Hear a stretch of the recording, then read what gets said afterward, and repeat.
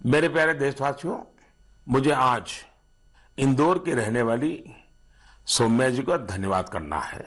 उन्होंने एक विषय के बारे में मेरा ध्यान आकर्षित किया है और इसका जिक्र मन की बात में करने के लिए कहा है। ये विषय है भारत की क्रिकेटर मिताली राज जी का नया रिकॉर्ड। मिताली जी हाल ही में अंतर्राष्ट्रीय क्रिकेट में 10,000 रन बनाने वाली पहली भारतीय महिला क्रिकेटर बनी है। उनकी इस उपलब्धि पर बहुत बहुत बधाई। वनडे इंटरनेशनल्स में 7,000 रन बनाने वाली भी वो अकेली अंतर्राष्ट्रीय महिला खिलाड़ी है। महिला क्रिकेट के क्षेत्र में उनका योगदान बहुत शानदार है। 2 दशकों से ज्यादा के कैरियर में मिताली राज जी ने हजारों लाखों को प्रेरित किया है। उनके कठोर परिश्रम और सफलता की कहानी न सिर्फ महिला क्रिकेटरों बल्कि पुरुष क्रिकेटरों के लिए भी एक प्रेरणा है। साथियों, ये दिलचस्प है, इसी मार्च महीने में जब हम महिला दिवस सेलिब्रेट कर रहे थे, तब कई महिला खिलाड़ियों ने मेडल्स और रिकॉर्ड्स अपने नाम किए हैं। दिल्ली में आयोजित शूटिंग में आईएसएसएफ वर्ल्ड कप में भारत शीर्ष स्थान पर रहा। गोल्ड मेडल की संख्या के मामले में भी भारत ने बाजी मारी। ये भारत के महिला और पुरुष निशानेबाजों के शानदार प्रदर्शन की वजह से ही संभव हो पाया। इस बीच पीवी सिंधु जी ने BWF Swiss open super 300 tournament में सिल्वर मेडल जीता है।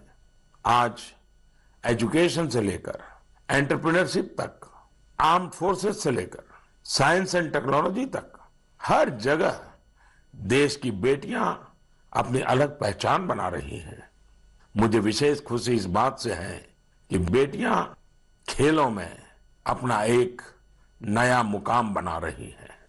प्रोफेशनल चॉइस के रूप में स्पोर्ट्स एक पसंद बनकर उभर रहा है। मेरे प्यारे देशवासियों, कुछ समय पहले हुई मैरीटाइम इंडिया समिट आपको याद है ना? इस समिट में मैंने क्या कहा था, क्या ये आपको याद है? स्वाभाविक है, इतने कार्यक्रम होते रहते हैं, इतनी बातें होती रहती हैं, हर बात कहाँ याद रहती है और उतना ध्यान भी कहाँ जाता है। स्वाभाविक है, लेकिन मुझे अच्छा लगा कि मेरे एक आग्रह को गुरु प्रसाद जी ने बहुत दिलचस्पी लेकर आगे बढ़ाया है।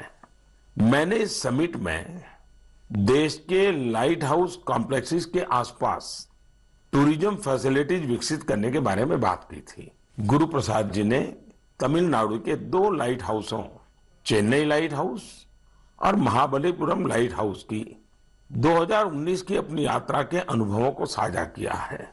उन्होंने बहुत ही रोचक फैक्ट्स शेयर किए हैं जो मन की बात सुनने वालों को भी हैरान करेंगे। जैसे चेन्नई लाइट हाउस दुनिया के उन चुनिंदा लाइट हाउस में से एक है जिनमें एलिवेटर मौजूद है।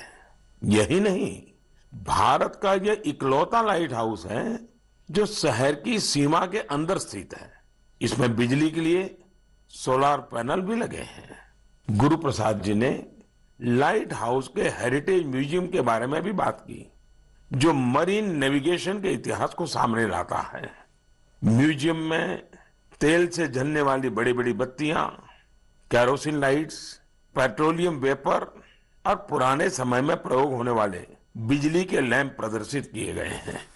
भारत के सबसे पुराने light house Mahabalipuram light house के बारे में भी गुरु प्रसाद जी ने विस्तार से लिखा है। उनका कहना है, इस लाइट हाउस के बगल में सैकड़ों वर्ष पहले पल्लव राजा महेंद्र वर्मन प्रथम द्वारा बनाया गया उल्कनेश्वरा टेम्पल है।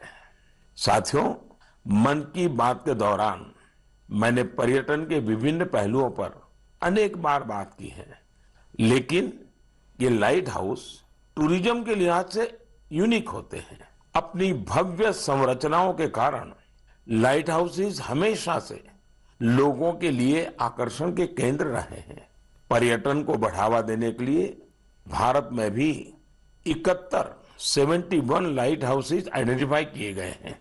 इन सभी लाइट हाउस में उनकी क्षमताओं के मुताबिक museum, amphitheatre, open air theatre, cafeteria, children's park, eco friendly cottages और लैंडस्केपिंग तैयार किए जाएंगे। वैसे लाइट हाउसेस की बात चल रही है तो मैं एक यूनिक लाइट हाउस के बारे में भी आपको बताना चाहूंगा। ये लाइट हाउस गुजरात के सुरेंद्रनगर जिले में जिंजूवाड़ा नाम के एक स्थान में है।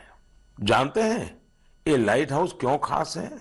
खास इसलिए है क्योंकि जहां ये लाइट हाउस है वहां से अब समुद्र तट 100 किलोमीटर से भी अधिक दूर है। आपको इस गांव में ऐसे पत्थर भी मिल जाएंगे जो ये बताते हैं कि यहां कभी एक व्यस्त बंदरगाह रहा होगा। यानी इसका मतलब ये है कि पहले कोस्टलाइन जिंजूवाड़ा तक थी। समंदर का घटना बढ़ना, पीछे हो जाना, इतनी दूर चले जाना, ये भी उसका एक स्वरूप है। इसी महीने जापान में आई विकराल सुनामी को 10 वर्ष हो रहे हैं। इस सुनामी में हजारों लोगों की जान चली गई थी। ऐसी एक सुनामी भारत में 2004 में आई थी। सुनामी के दौरान हमने अपने लाइट हाउस में काम करने वाले हमारे 14 कर्मचारियों को खो दिया था। अंडमान निकोबार में और तमिलनाडु में लाइट हाउस पर वो अपनी ड्यूटी कर रहे थे।